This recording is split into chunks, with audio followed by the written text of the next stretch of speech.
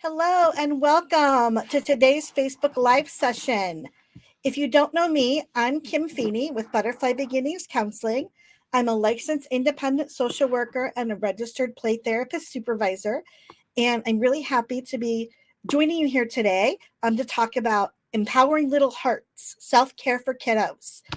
So if you're here live, go ahead and say hello in the chat. If you're watching the replay, let us know with hashtag replay. So before we dive into this important topic, I want to encourage everyone to interact during the session. Ask questions, share your thoughts in the comments. And even if you're watching the replay, go ahead and leave your thoughts in your comments and I'll come back and address them. So we're going to jump right in. Talking about what self-care means for kids. Self-care has been talked about a lot lately, and it's not just for adults. It's an essential concept for our little kiddos too. It involves activities and practices that help them manage stress, regulate emotions, and build resilience. And all these skills are crucial for their overall well-being. Teaching them early in life. It has a significant impact on their emotional and mental health, as well as the physical. So talking about emotional regulation. Self-care activities teach children how to recognize and manage their emotions effectively. Engaging in self-soothing activities like deep breathing, journaling, or mindfulness, children learn to cope with stress, anxiety, and frustration that happens in everyday life in healthy manners. This ability to regulate their emotions, it's fundamental for them building their emotional intelligence and their emotional resilience. Self-care reduces stress, just like adults. Whether it's related to school, family, or other factors, kids experience stress. So engaging in self-care helps reduce their stress levels. Incorporate activities such as playing, drawing, spending time in nature. These can all be stress relievers. And helping our children to relax and find comfort during some more challenging times. Self-care builds self-confidence and self-worth and self-esteem in children. When they engage in activities that they truly enjoy and find fulfilling, they gain a sense of accomplishment. And that confidence then can transition into improved mental health and a more positive self-image all around. Developing coping skills, because life is full of ups and downs. Children inevitably face setbacks and they face disappointments. So having self-care in their back pocket equips them with healthy coping mechanisms, reducing the risk of turning to unhealthy behaviors or bottling up their emotions inside. Teaching children constructive ways to manage their difficulties is invaluable for their long-term emotional health.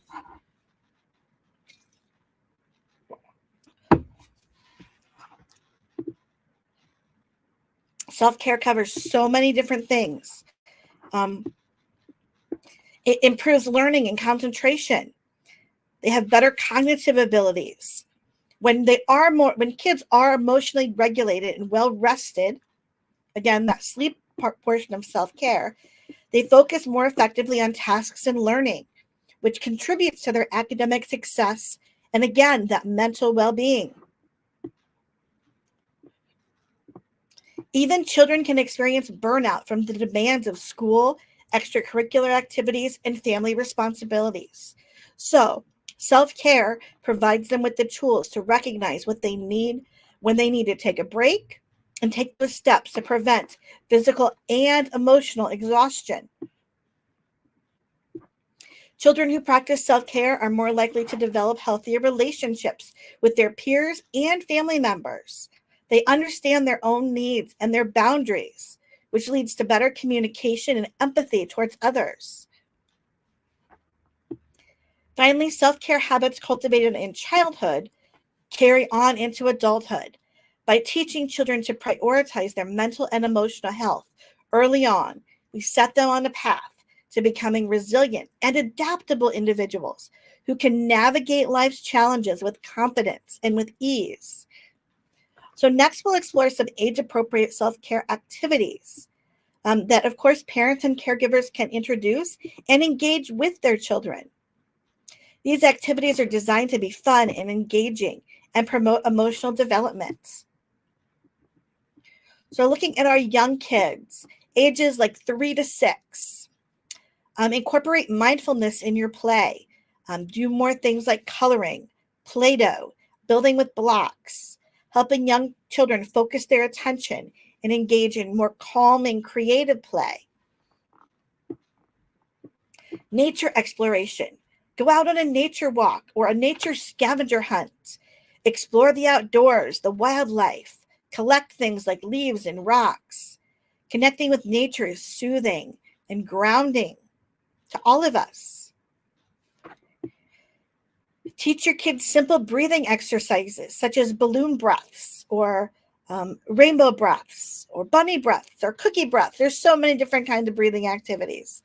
Taking deep breaths and imagine calming down.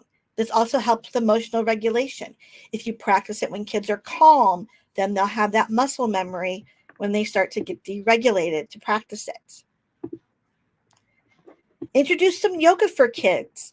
I love yoga pretzels. It's a card deck, and kids will pull out a card and then we'll work on that pose. But introduce some basic yoga poses and stretches designed for kids. And of course, yoga has the benefits of flexibility, balance, relaxation.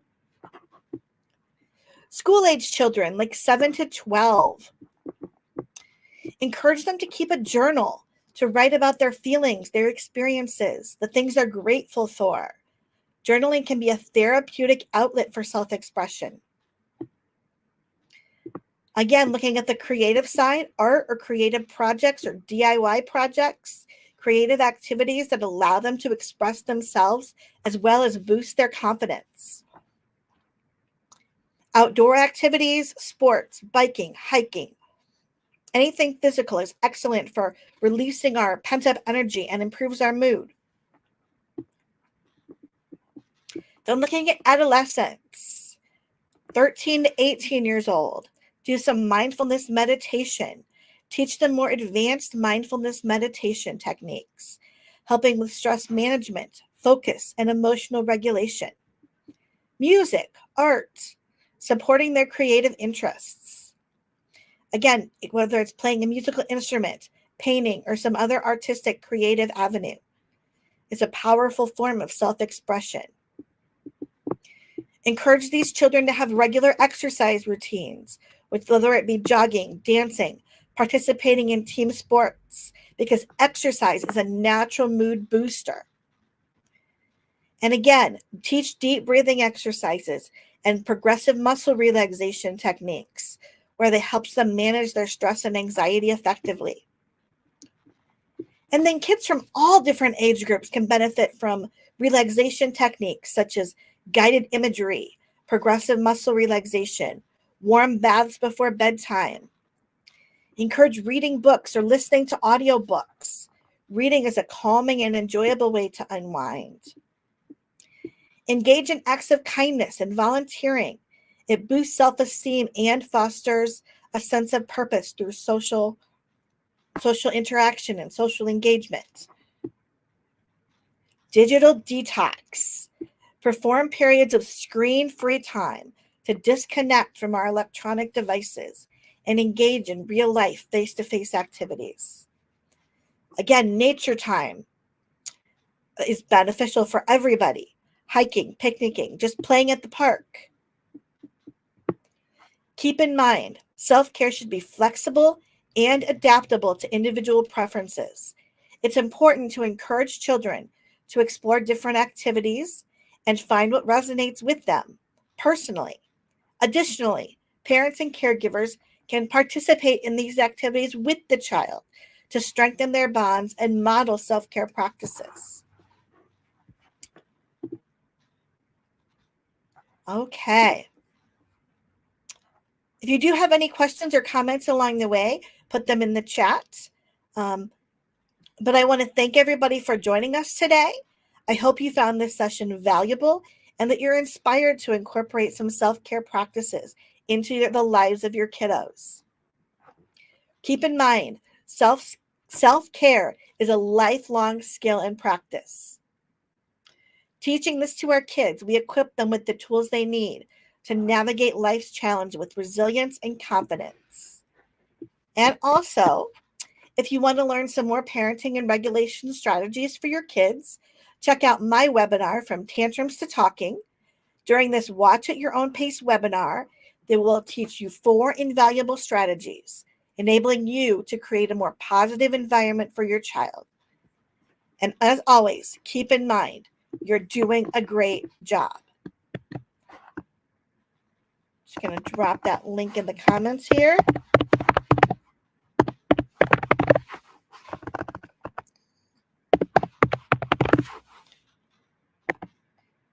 All right. Have a great day, everybody.